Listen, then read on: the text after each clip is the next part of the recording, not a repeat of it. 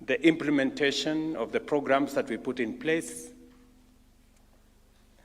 to actualize our commitments, what the situation was, where we are today, and what we need to do in the remaining part of our term.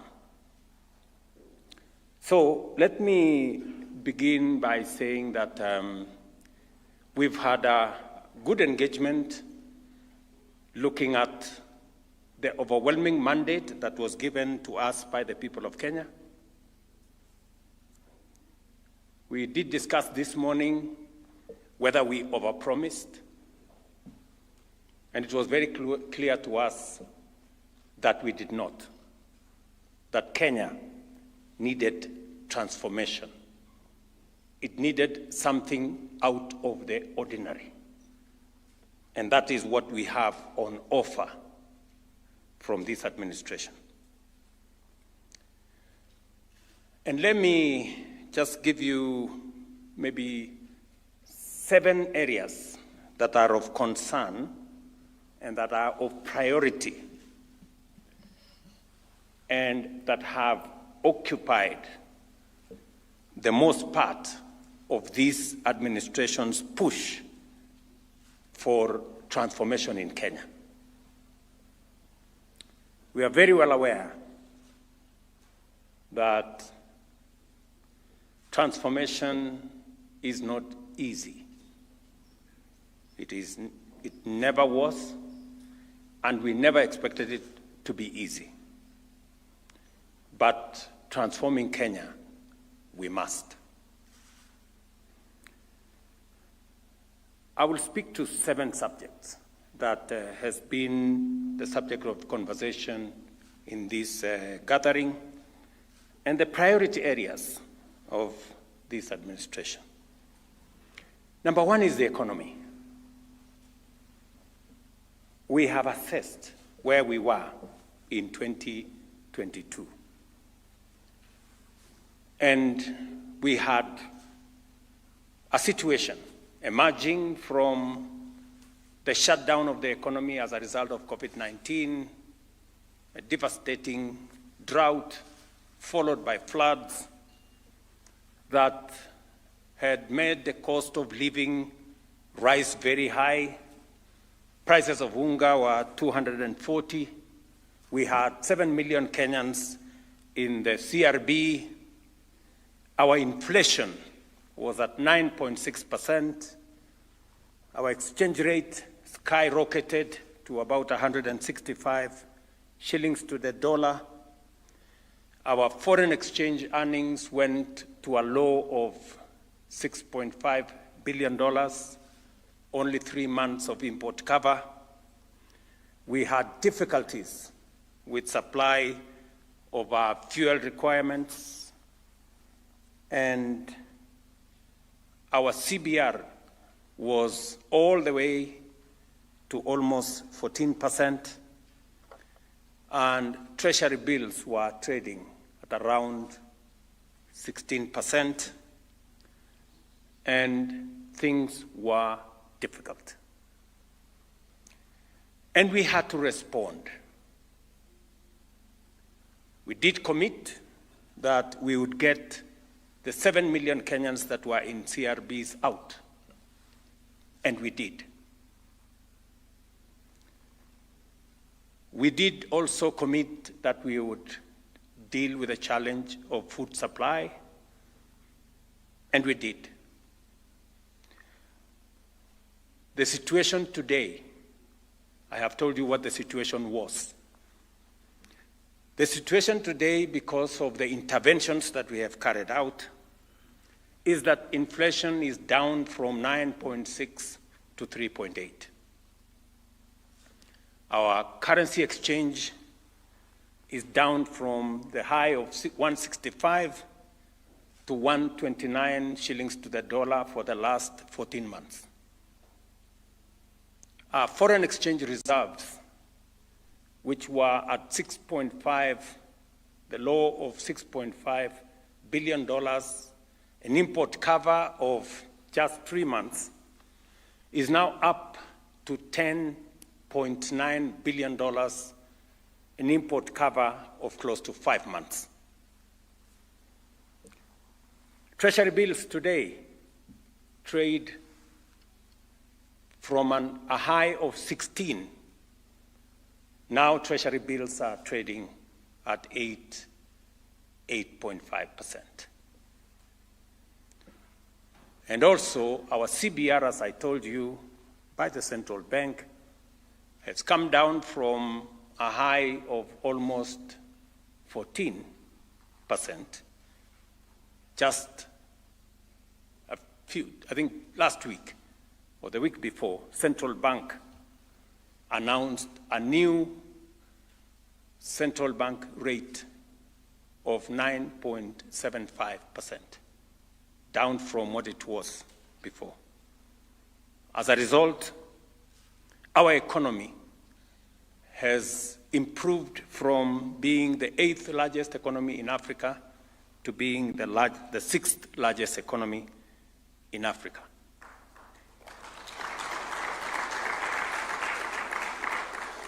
When we told the country that we were going to stabilize the economy, we meant it, and by God's grace, the economy today is different from what it was then.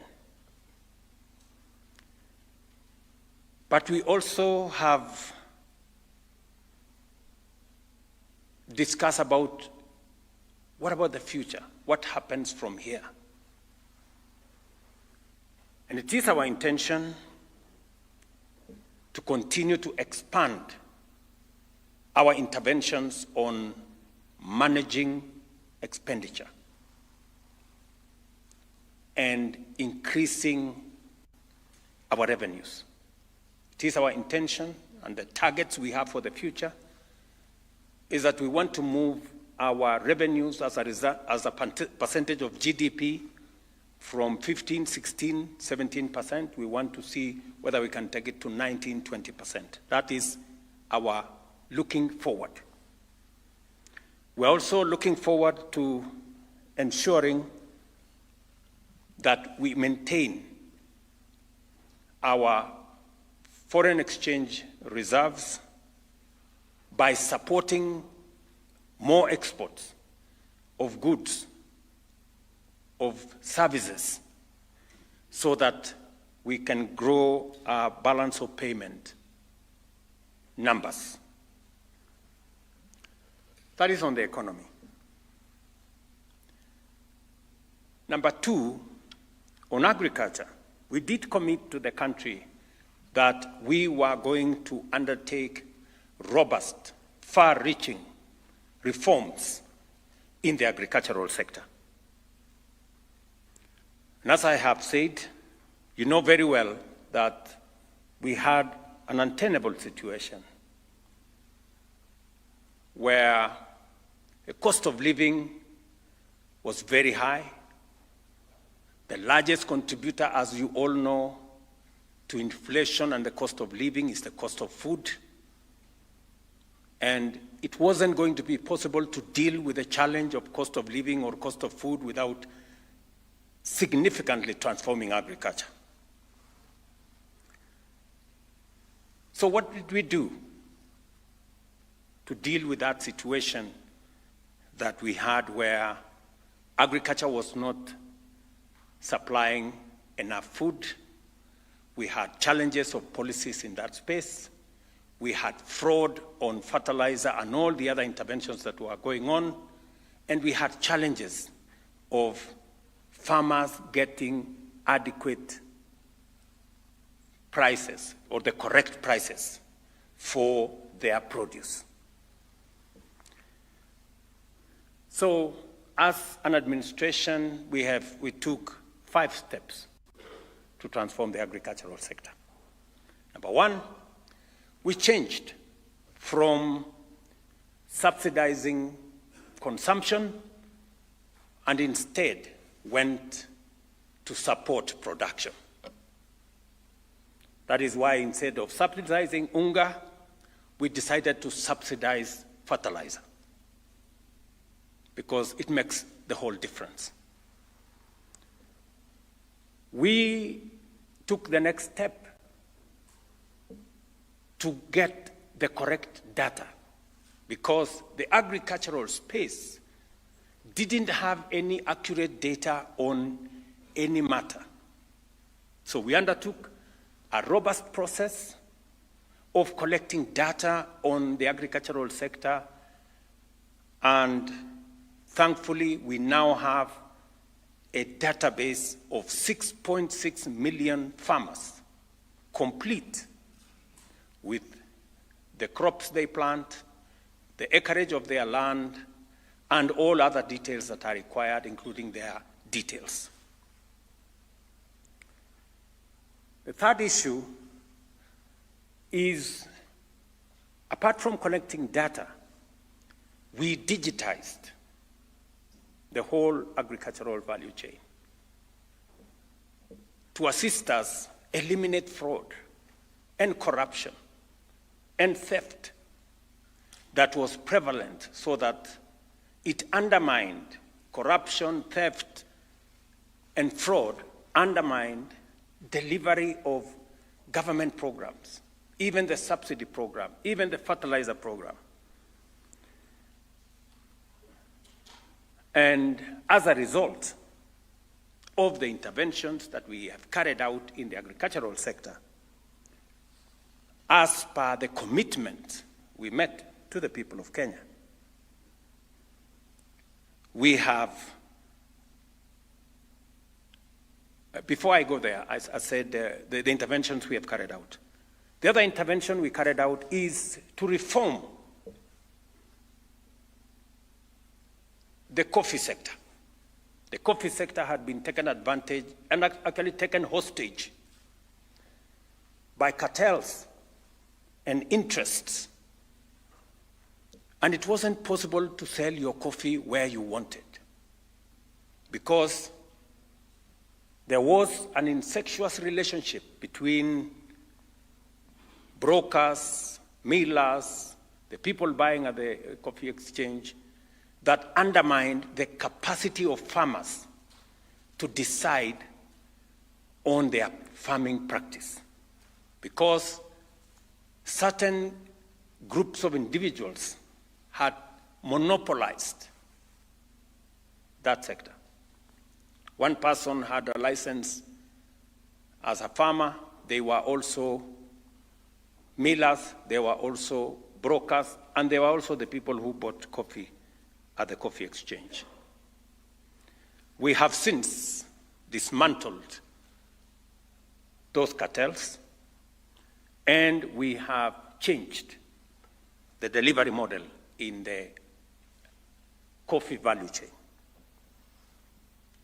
We have also undertaken far-reaching reforms in the agricultural sector, in the sugar sector. As we all know, Kenya always, since I was Minister for Agriculture, we always went to seek for some commercial safeguards, because we were perennial importers for 30 years of sugar. And it was necessary to reform the sugar sector. This is a commitment we made.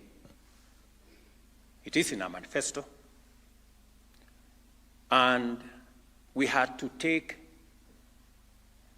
the business interests who had taken hostage the sugar sector head on. At some point, I had to tell them mambo ni matatu. It was not a threat. It was just an exercise in the course of reforming the sugar sector. We have since reformed the sugar sector. We have brought in the private sector to work with us, and we have stopped the tradition that existed for 20 years, where government always came in to pay farmers for sugarcane that was never supplied to government, or to pay workers that did not work for government. So, what is then the new situation? The new situation is that the interventions that we have made, from subsidizing fertilizer, digitizing farmers, reforming the sector, making sure that we have accurate data, getting rid of the cartels in the sugar, in the coffee, and in the other sectors. Today, we have a new situation. Our productivity has gone up. Productivity on maize, for example, has gone up from an average of 40, 43, 44 million bags a year to last year, 64 million bags. This year, we are expecting between 70 and 75 million bags. Coffee, the prices have moved up from an average of 65 to an average of 120. Some farmers are getting 130, 140, 150, because we have removed crooks and cartels that undermined farmer interests. The sugar sector is stepping up. Farmers will tell you now in the sugar sector, for the factories that we have already completed, farmers will now never be paid by government. They will be paid by the factories that they supply their sugarcane to. We have agreed with all the private sector players that farmers will be paid not in 6 months or 1 year, as has been the case before, but they will be paid every 7 days. Workers will be paid on time, and every year, sugarcane farmers will receive a bonus. We have already actualized that in one of the first factories, Mumias, that we started with. All the other formerly government-owned sugar mills will follow suit.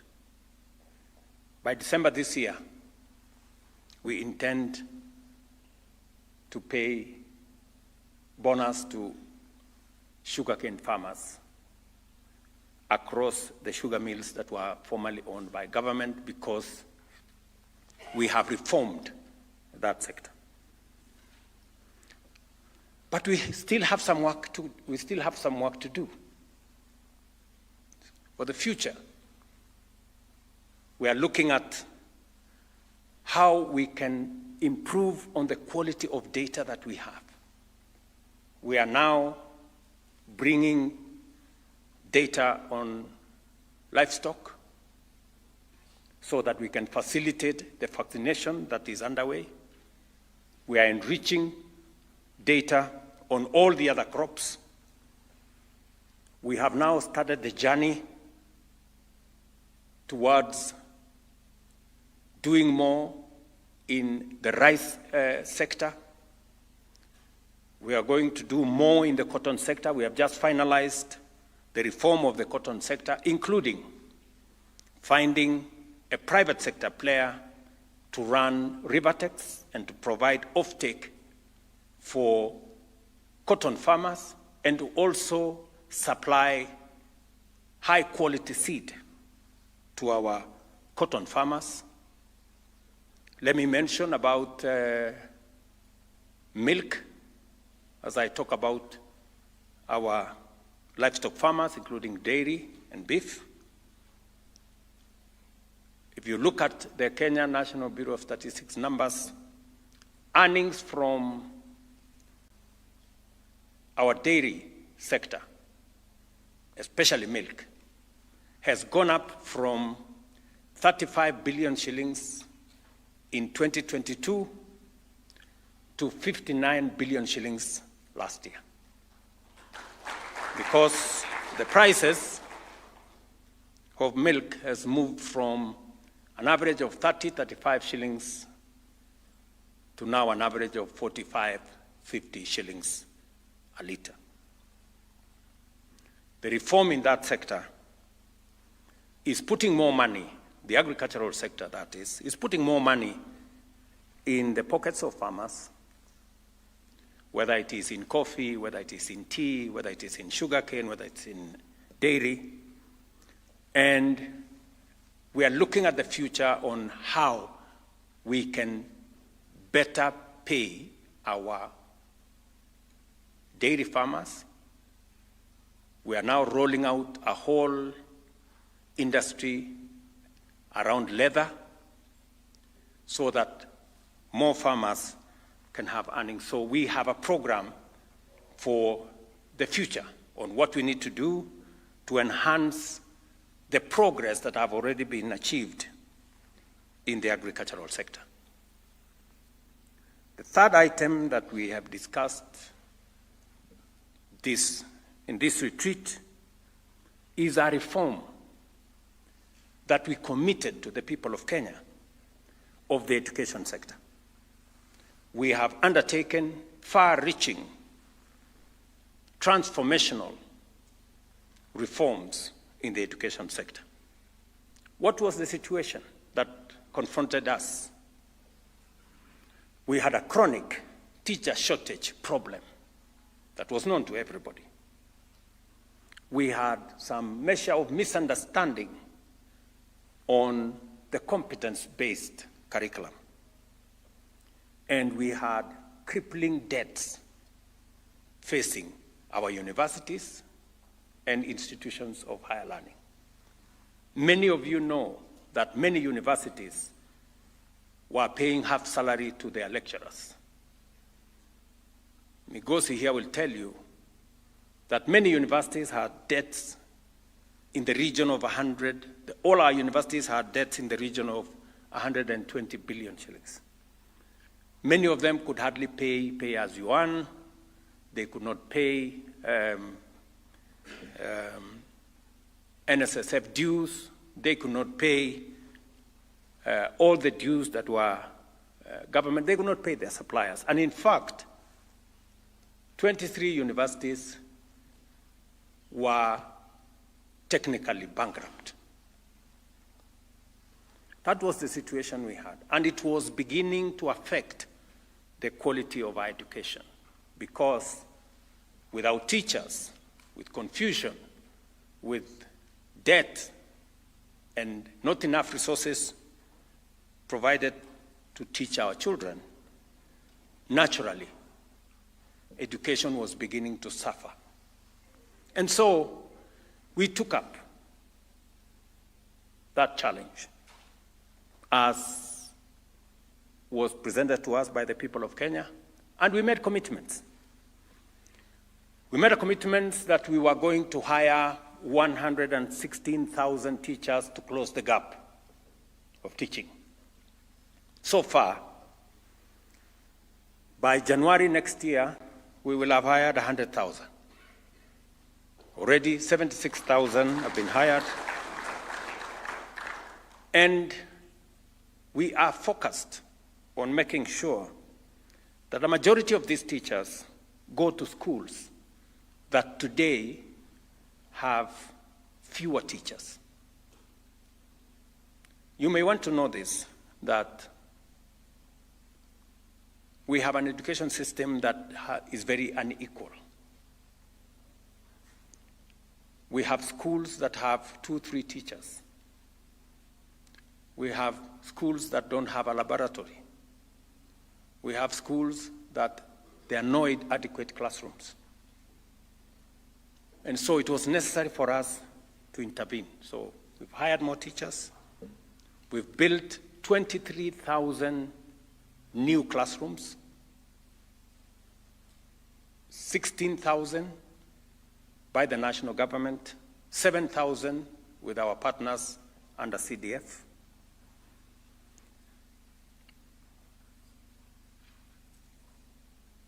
We have streamlined the competence-based curriculum, working with the stakeholders, We went out to listen to Kenyans on how they wanted this to be, and we have now completed, and now it is no longer competence-based curriculum, it is now competence-based education and training. We have since changed the funding model.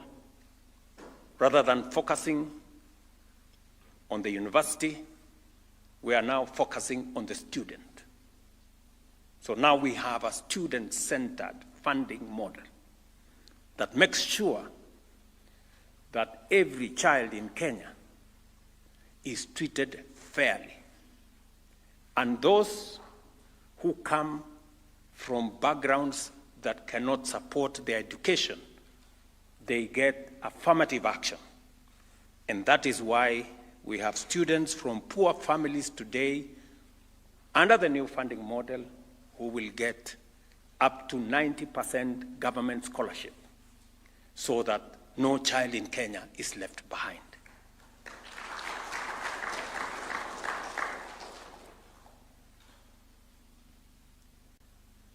Of course, like any new funding model, we had challenges. Some of the students were placed in the wrong bands and many other issues, but we have reformed that sector. And the new funding model is now going into its third year. So we have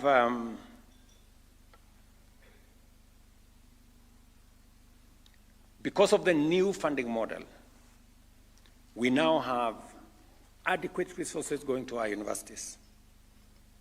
Ask any vice chancellor. The old funding model almost destroyed our universities. Today, our universities are on sound footing.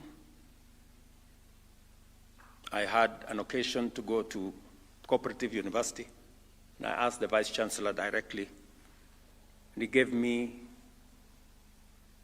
a report that he could now pay his staff, lecturers and staff on time, in full. He could now pay his suppliers. He could pay government taxes. And he just asked me to continuously look at making sure that the means testing instrument was accurate so that we place students in the right bands. What do we intend to do going into the future on education? Number one, we still have schools that have no laboratories. And some of our students engage with the Bunsen burner for the first time during exams. So we're going to build 1,600 new laboratories, especially in rural schools and schools that do not have a laboratory today. Waziri, when is that exercise beginning? July. That is next, in the next few weeks. Number two, as I said, we're going to hire another 24,000 teachers. The money is in the budget this year. By January, they will be in class. And next year, we will hire the balance of the teachers so that we get to the 116,000 that we committed ourselves to the people of Kenya. And then we will also not just close the gaps on infrastructure or teacher numbers. We will also streamline and enrich the means testing instrument so that we make sure that every child is placed in the right band so that we don't disadvantage any child in Kenya. And then we will engage with the stakeholders going into the future to test the efficacy of the programs that we have worked on.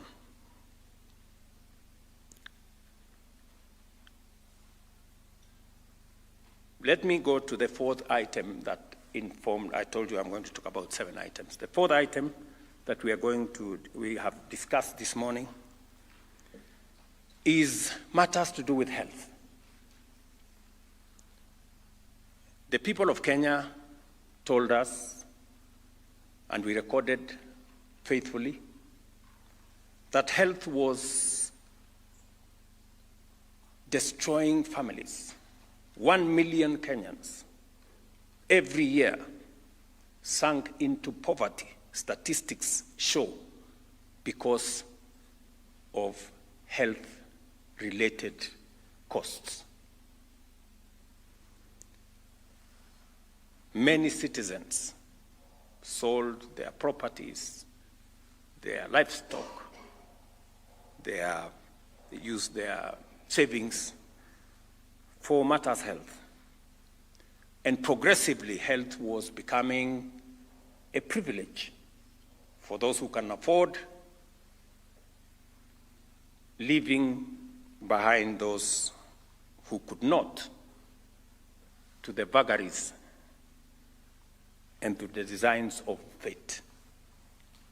So, we looked at the situation and we made a commitment, and we all know that every person has in their phone WhatsApp groups formed to look for money to pay for hospital bills for a brother here, a relative there, a friend in another place, a stranger in another place. Members of parliament, leaders, MCAs, and everybody else in between can testify to this. So, what did we do? Before I talked about what did we do, the situation was that, we're doing Harambes left, right, and center. NHIF had accumulated a debt of 32 billion shillings, owing so many facilities, and that debt was growing by 1 billion shillings every year. So it wasn't getting better, it was getting worse. And it was just a matter of time before NHIF would finally collapse. So we decided that this universal health coverage that successive administrations have been trying to implement, it was there, you all remember, in the NAC manifesto. It was there subsequently in the NASA manifesto. It was there in our Jubilee manifesto. It was there in the Azimio manifesto. We had it in the Kenya Kwanza manifesto. And we all agreed that it was something that needed to be done. And somebody needed to do it. And some administration needed to actualize it. After many failed attempts, we looked at it candidly and we said, we must provide a very firm foundation, a solid legal foundation, because it was a very heavy responsibility. So we had stakeholder engagements before the elections, we had stakeholder engagements after the election, and we finally came to the conclusion that it was not possible to reform the NHIF because it was fatally broken. And we decided that we needed to have a new health framework. So over the last 2 years and a bit, we passed 4 pieces of legislation to underpin our universal health coverage for the people of Kenya. We repealed the NHIF Act. We have rolled out primary healthcare fund, social healthcare insurance fund, the chronic illness, the chronic and critical illness fund, and the whole SHA program that now underwrites our health requirements. What does this new framework present? How is this new framework? What are the characteristics of the new framework? Number one, we have democratized and brought equity and burden sharing in the contributions towards health. In the past, it was just contributions by the people who have pay slips and jobs. Now we have made it possible for all Kenyans to contribute. We have also made it equitable. In the past, poor people contributed 10%, minimum 500 shillings to social insurance. Those of us with better earnings, we contributed 0.something%. So the difference between 10% and 0.something% wasn't right, and it wasn't equitable. So we decided that it was time to give equity. So everybody for social insurance now pays 2.75%. So we have brought it down for the vulnerable, the mama mbogas, the borders who are paying 10%. Now they are paying a quarter of what they were paying, 2.75%, and provided equity for all of us. Number 3, we have removed the manual system and digitized health from admission, through treatment, through surgery, all the way to discharge is now on a digital platform. Because the manual system was a recipe and a haven for crooks and criminals to steal from the fund. In fact, a big failure of the NHIF was largely contributed by fraud and corruption.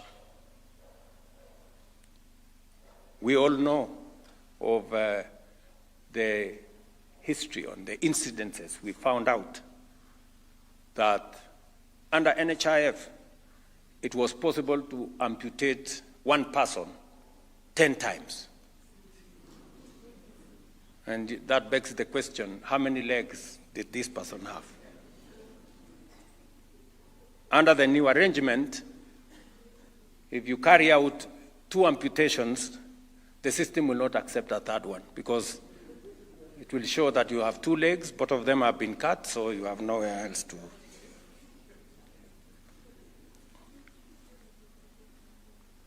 It was also true, as we all know, that there were small hospitals, like the one we had somewhere in Kino, that were carrying out more surgeries than what was happening in Kenyatta.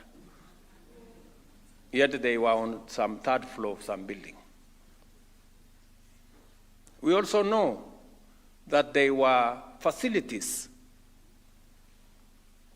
that had more accountants than nurses. because they were not treating nobody, they were gaming the system.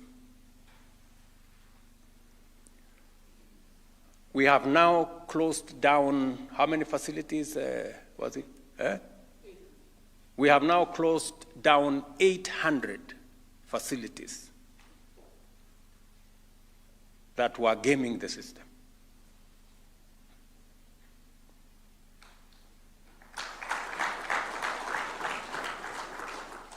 And that has been necessitated because we have digitized the whole system. It's no longer possible to cheat the system. And therefore, apart from enabling everybody to participate, giving an opportunity for the people who are self-employed to have a health insurance, the people who are not employed to have a health insurance, digitizing the whole system, making sure that we have equitable contribution, we have also made it possible that when you register today in SHA, you are eligible to be treated today.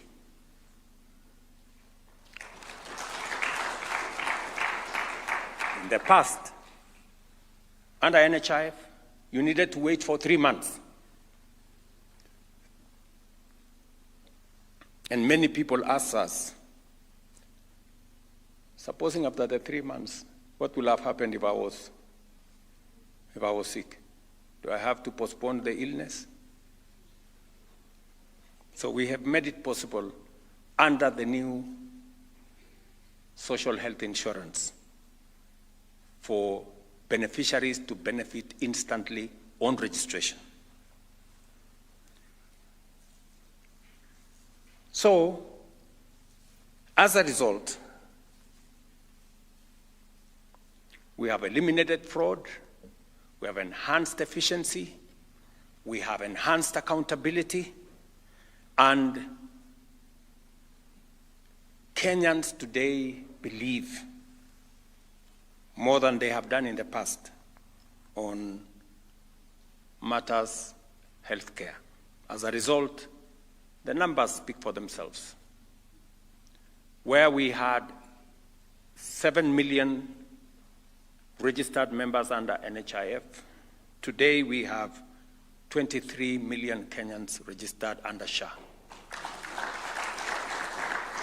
And for your information, 50,000 Kenyans register on average every day. We've had a high of 90, what was the highest number we registered in a day?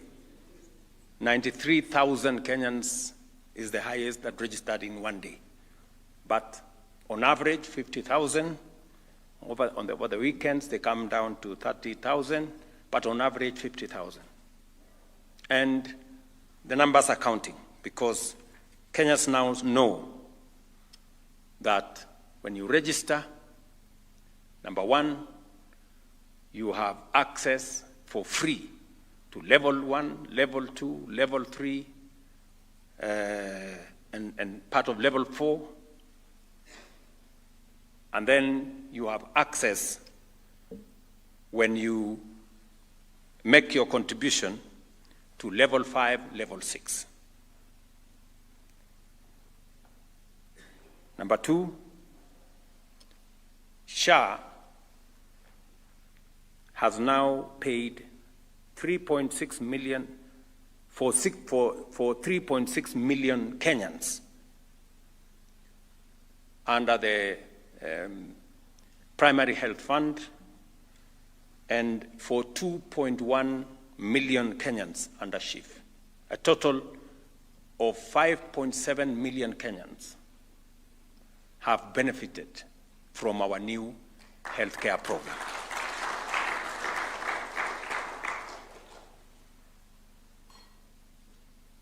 We have paid to facilities, faith-based, private, public,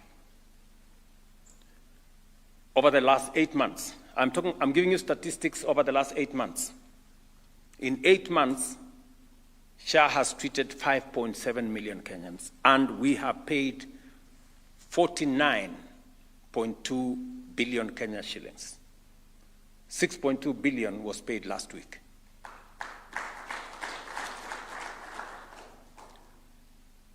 The transformation going on in our health care landscape is phenomenal.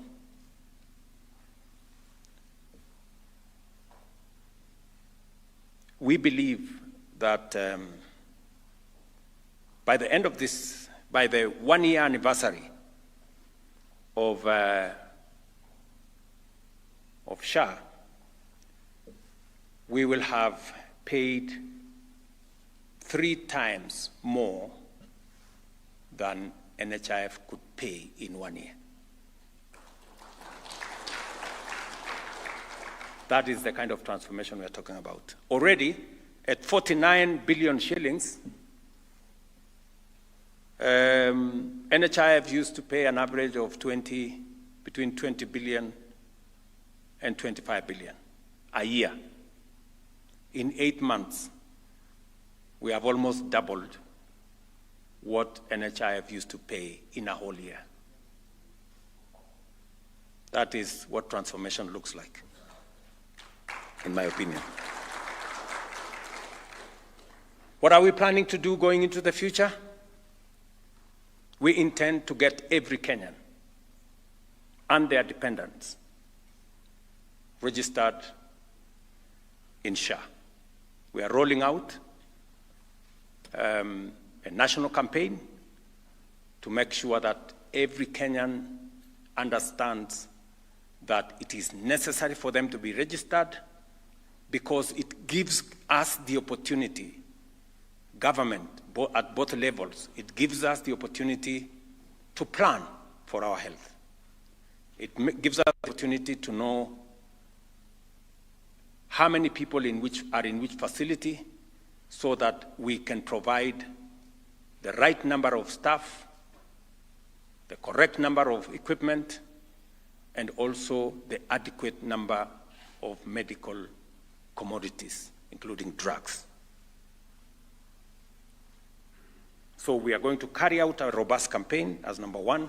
Number 2, working with counties, we are now rolling out equipment, provision of equipment under different frameworks, one for fee-for-service, another one we are going to pay over time, and other services are going to be purchased outright. We have now an agreement with suppliers between the counties, the national government, and the suppliers for delivery of equipment to make this service that we now have the resources to pay for available. And number 2, we are completing the reform around KEMSA. We have worked with our county governments, and we have secured their concurrence that going into the future, drugs will not be supplied to stores in county headquarters. Drugs will leave KEMSA and go direct to facilities. We have also agreed with them that as facilities, as SHA is paying for treatment, the component of payment that is as a result of drugs will be paid direct to KEMSA, to make sure that drugs do not run out in facilities because they have not been paid for.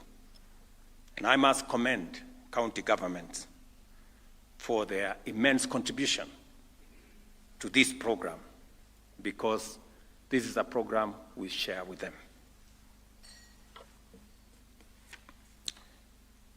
The 5th item that we discussed this morning, is it the 4th or the 5th? The 5th item that we discussed this morning is matters to do with our digital superhighway, the whole space around digitizing government.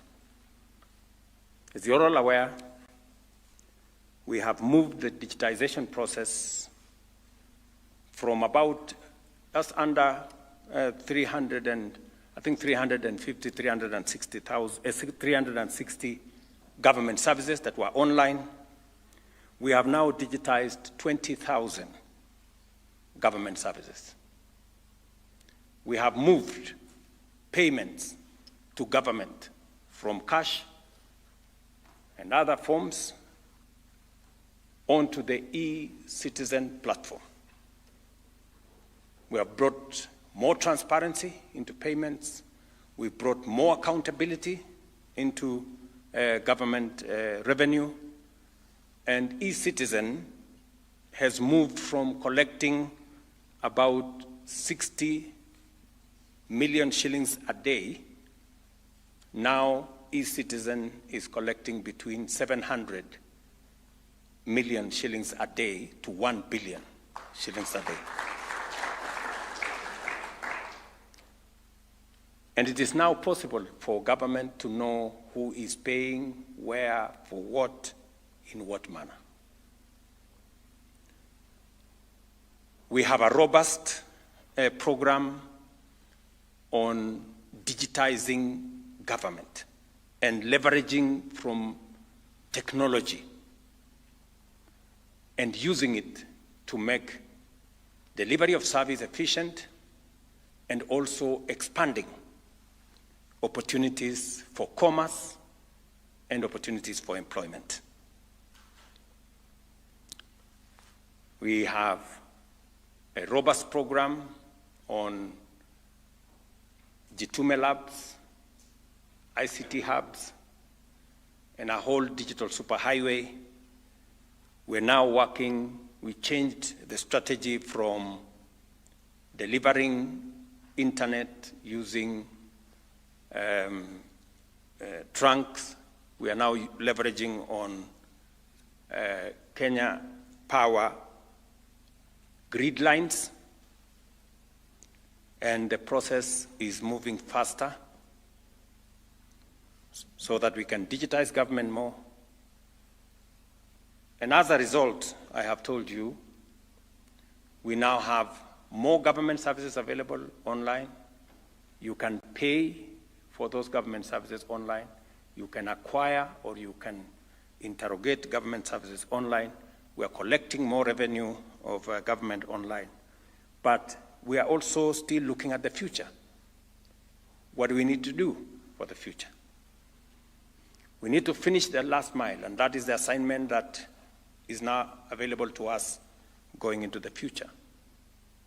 We need to complete the digitization of government so that no service, there are a number of services that are still not on board. We are asking ourselves why.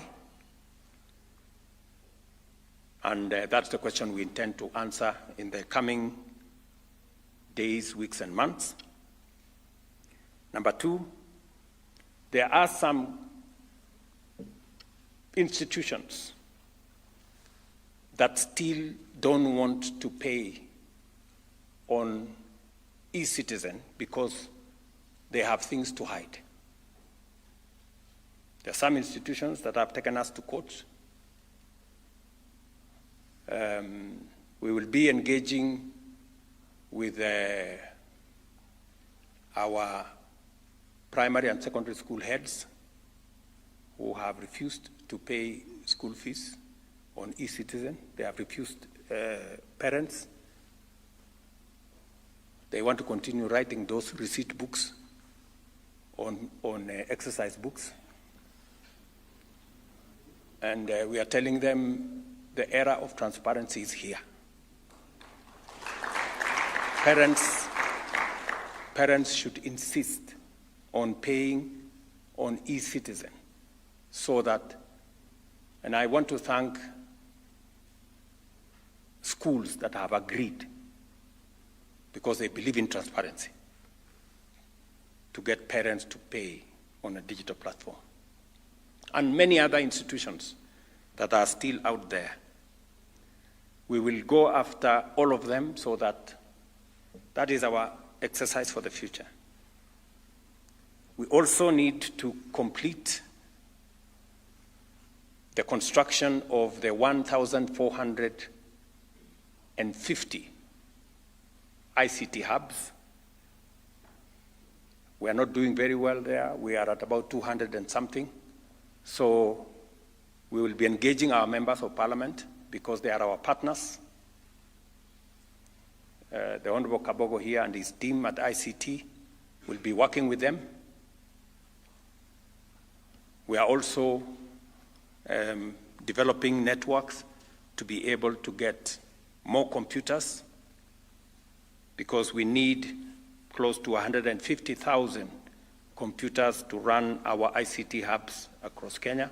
So that is going to be our assignment going forward, to work with partners to be able to get computers, and we are looking at possibilities of manufacturing those computers here in Kenya so that servicing becomes easy, and also create local expertise for us developing this space now going into the future. And we will be looking at how we can do this from a whole of government approach. The sixth issue that I want to talk about is our micro, small, and medium enterprises. As I told you, we had 7 million Kenyans that were, condemned by CRBs, credit rating bureaus. And they couldn't transact, they couldn't do much because they were rated as very dangerous people.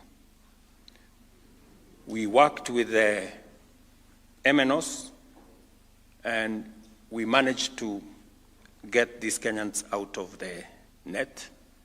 And the reason why these Kenyans were all in CRBs was because they were paying interest rates of up to 300%. We have since changed and provided what we committed to the people of Kenya as a hustler fund. And hustler fund gives credit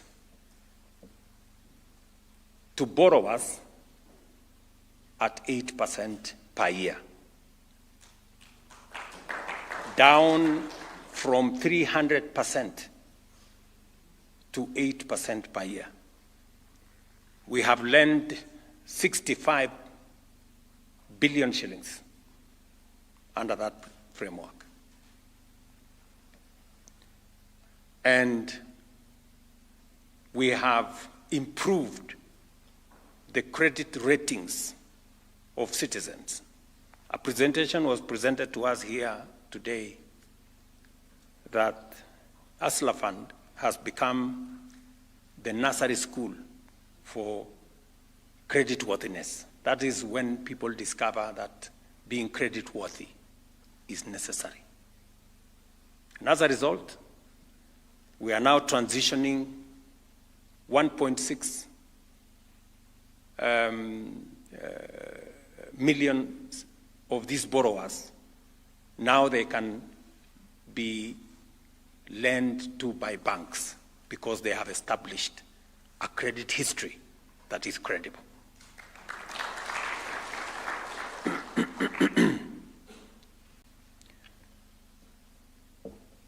We are looking at some of the graduates of Hustler Fund. Today, we have a new product called the Bridge Loan, where those who have established a good credit rating can now borrow up to 150,000 shillings without any security of whatever nature, just on account of their creditworthiness or credit history. And again, on the Hustler Fund platform, we are now rolling out the Nyota program with the World Bank, where the intention, and my good friend Oparanya there, with his PS, Madam Mangeni, and my good friend Jacobs, there, the PS for Youth, are working around the clock with our partners in the World Bank, because we have agreed that many of these small business people that have managed to graduate into business enterprises, we are picking 100,000 of them and giving them, together with the World Bank, a grant of 50,000 shillings each one of them.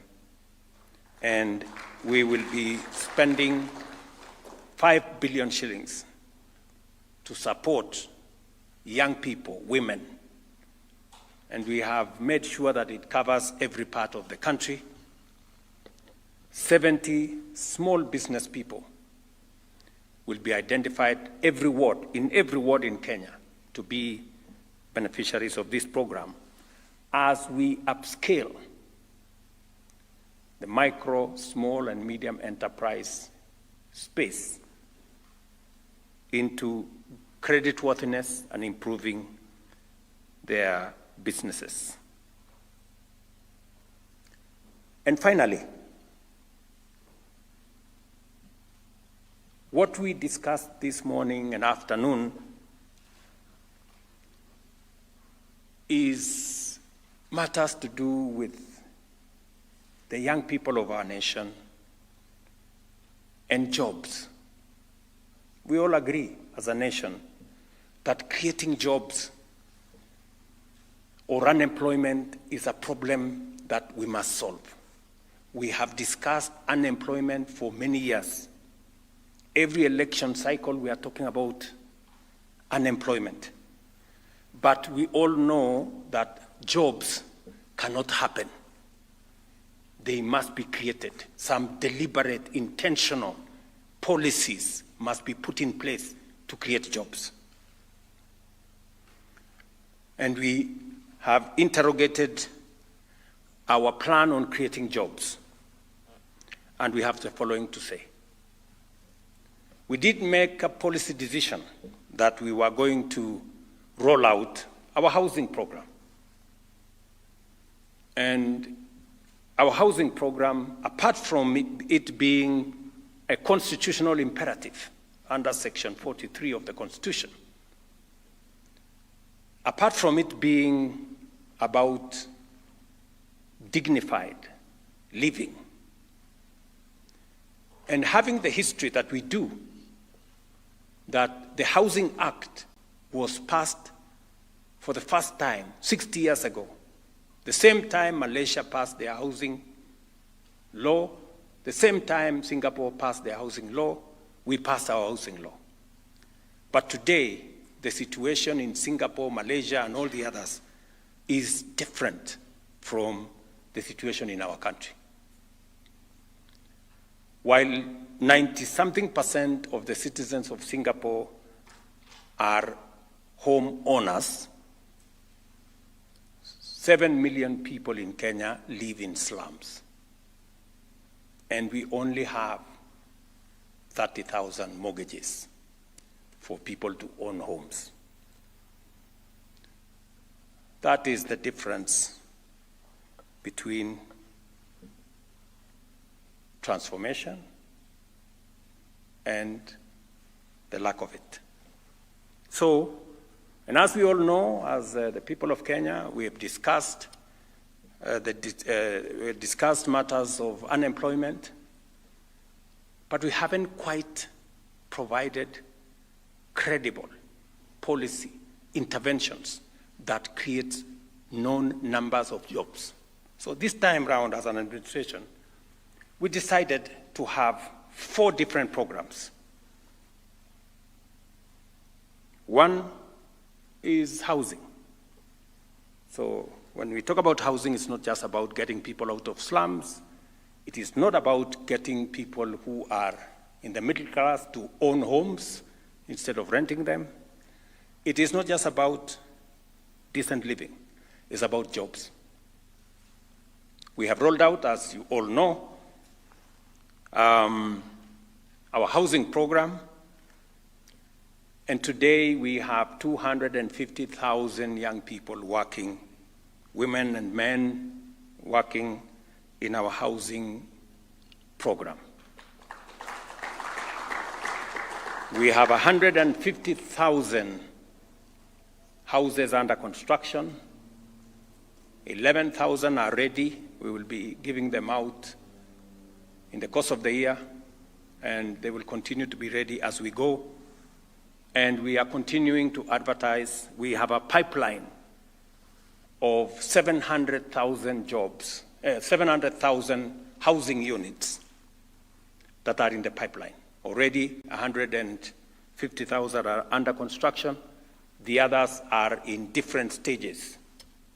Some are undergoing design, others are undergoing very different stages in our plan. We see this sector continuing to be a growth sector. The numbers working in affordable housing can only increase because as of 2022, we had a shortage of 2 million houses. And therefore, this affordable housing program, even at the rate of 200,000 houses every year, we need between 15, 20, 25 years to be able to catch up with the deficit that exists in affordable housing.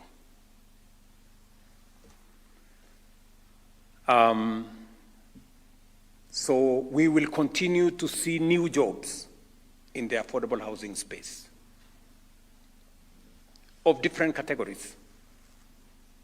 Architects are doing their part, engineers are doing their part, masons, carpenters, plumbers, and many others, and everybody in between are making their contribution. It is our intention that we will get more Kenyans to own homes and to own a piece of what is Kenya, and that we will remove more people from our slums and create decent livelihoods. It is true that if you go to any city today in Kenya, whether it is Garissa, Wajir, and I was there, Kiambu, Mombasa, Kitui, Machakos, Kisumu, Homa Bay, name it, Eldoret, Nakuru, the largest estate today in any city in Kenya is affordable housing. We have 250,000 people working. We are building accompanying infrastructure in hostels, markets, institutional housing. Affordable housing is changing the landscape of Kenya in a very dramatic and significant way. And this is just 2 years. 2 years. Tell me what's going to happen in 5, 10, 15, 20 years. You will not recognize this country. That is the reality of transformation. We know that it was difficult to do this initially, but I think the people of Kenya are beginning to appreciate that this was not about talk. This was not just about promise. This was about what we wanted to do to transform our nation. Apart from affordable housing, and we are seeing results, and I am confident that the foundation we are laying for the transformation of Kenya will make sure that this nation changes for good. We also decided that we wanted to take advantage of the single most important asset we have as a country, our human capital. If there is an asset we have as a nation, it is the Kenyan people and their talents and knowledge and expertise. The best human capital we have from this continent comes from Kenya. Ask anybody. Minimal supervision, very good English, you know.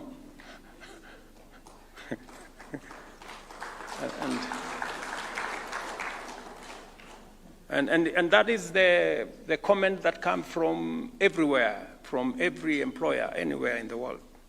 So, this jewel that we have, we want to not only use it to drive our own development, but we also want to make a global workforce out of this very important asset that we have. And therefore, we provided pathways and avenues for Kenyans, not just to work at home, but to work as a global, professional workforce. And we made a deliberate intervention. So what did we do? What was the situation?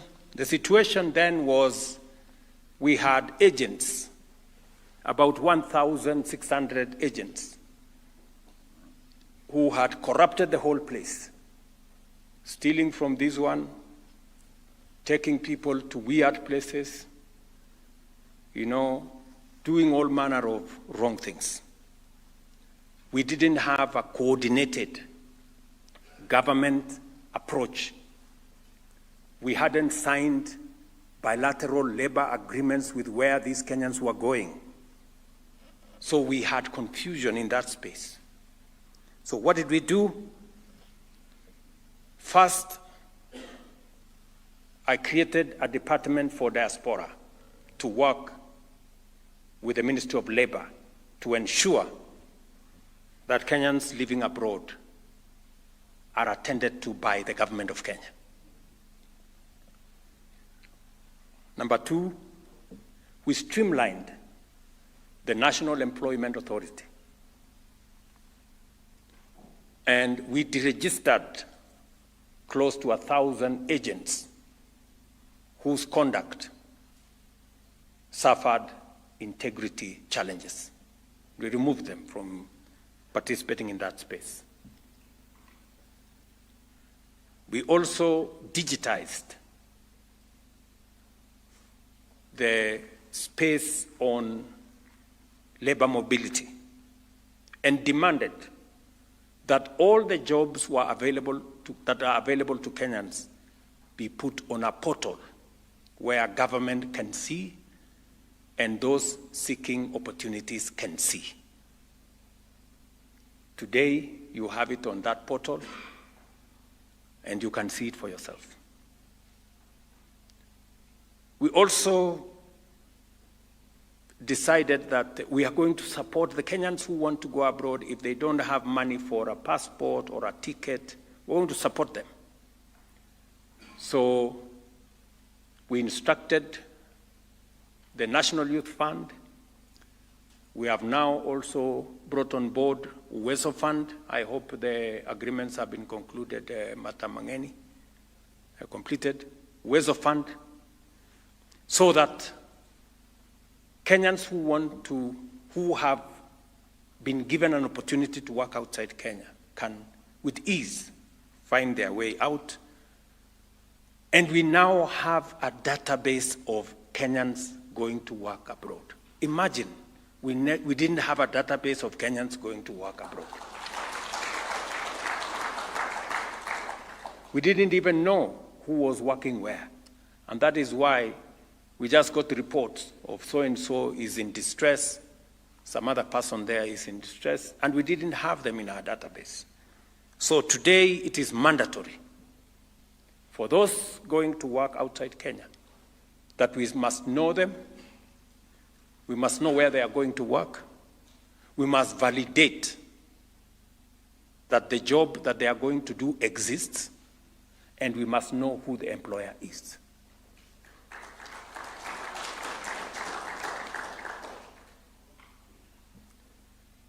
So, as a result, over the last 2 years,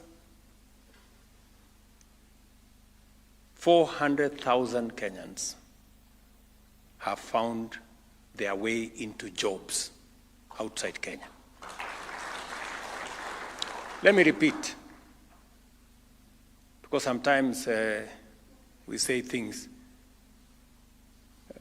and people are wondering. 400,000 Kenyans have gone to work outside Kenya.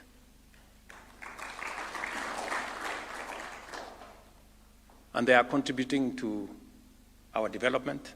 They are sending money to Kenya. In fact, in the supplementary budget, we have added 100 million shillings. I hope, Kipto, we did that. Mbadi, did you sign it off? Yes. Mbadi has, in this supplementary budget, just for the next 1 month, we have provided 100 million shillings to youth fund to facilitate people who want to go and work outside Kenya.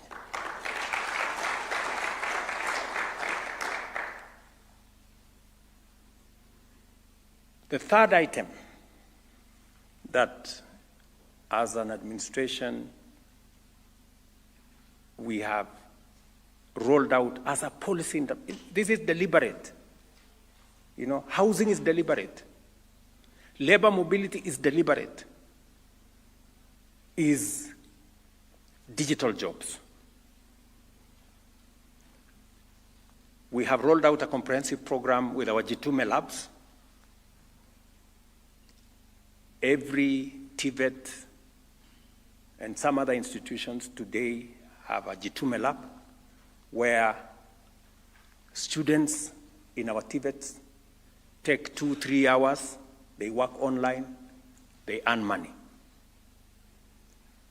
I told you about the ICT hubs that we are working on. We have 200, I think, at 80 already built. We have another 1,200 to go.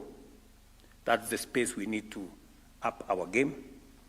But already 180,000 Kenyans are working on the digital space. And the numbers speak to it. You know, remittances that come from Kenyans working abroad and Kenyans working on the digital platform has gone up by $1 billion in the last 2 years. Together, will tell you, our remittance was $4 billion. By February this year, it was $4.95 billion.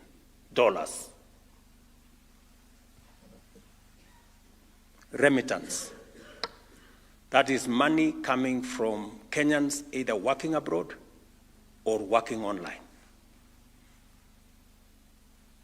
So, again, deliberate. And there is more that is happening in the internet. There are more people who are doing serious business, earning serious money in the internet than the pornography and the insults and all the other things that are going on there. There is more. And that is where we should be going.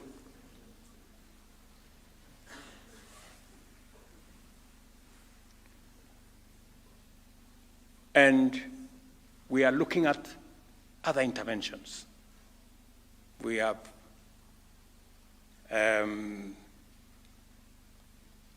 what we call climate works. Again, because of the climate challenges and what we need to do about our environment,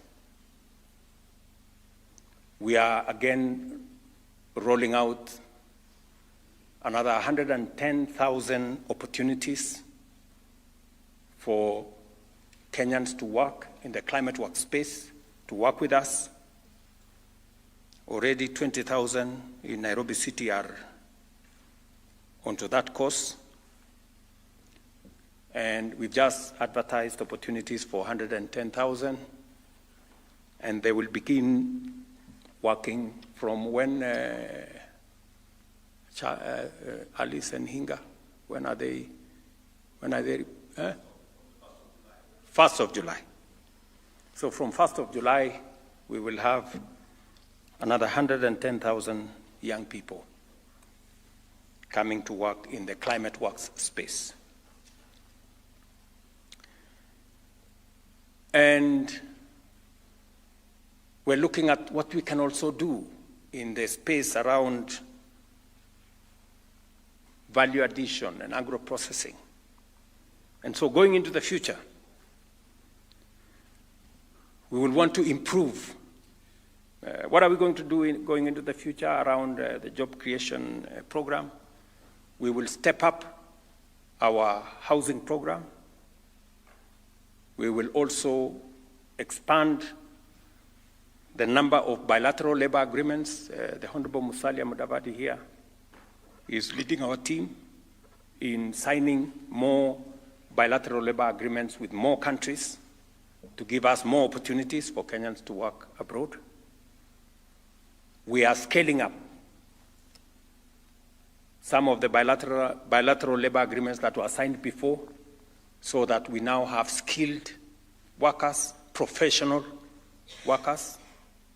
That is our next trajectory, so that we can renegotiate some of the bilateral labor agreements and ensure that professional cadres can be accommodated.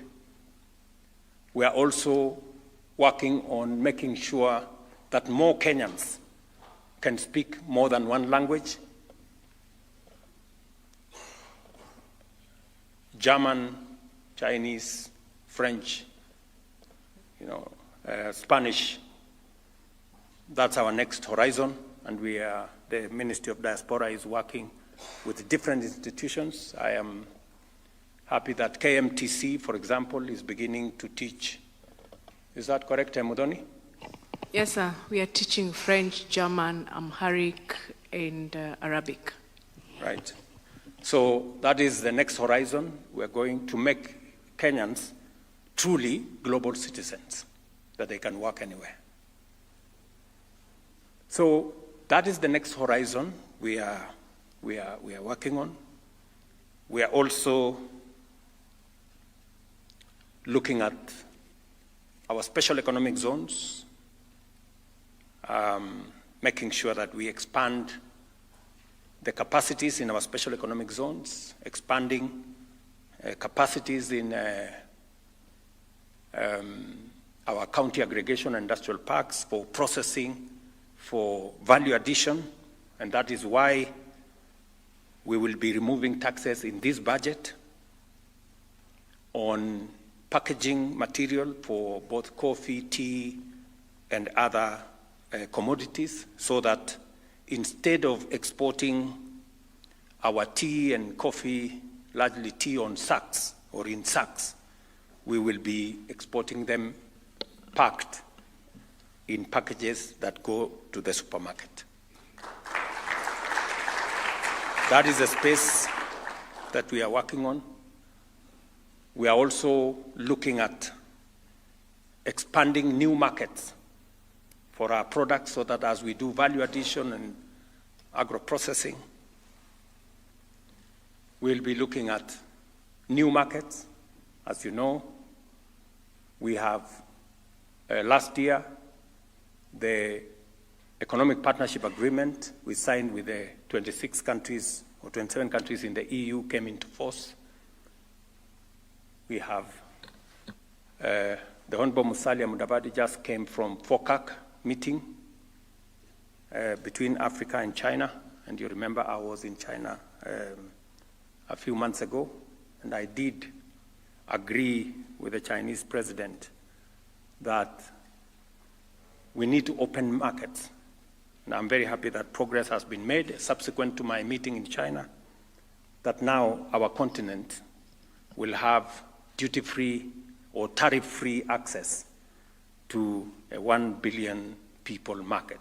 So we are expanding markets for our macadamia, our avocados, our tea, our coffee, because we have premier products that we can drive. So I told you there are 7 areas we have already assessed from this morning, and I thought we should brief good people from the media and Kenyans on what this cabinet retreat is about. And just to assure us that we just crossed over the midterm, and we now have an energized, broad-based government, and we are confident that with the broader goodwill, with a broader infusion of ideas and synergies created, we can accelerate the momentum for the delivery of the transformation of Kenya.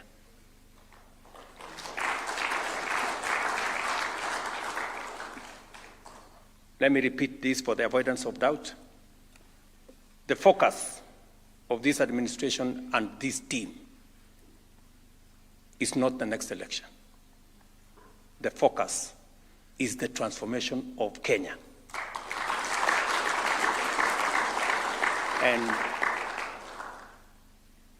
And putting a firm foundation for the transformation of our nation into the next generation. That is our commitment, and that is our focus. Thank you very much.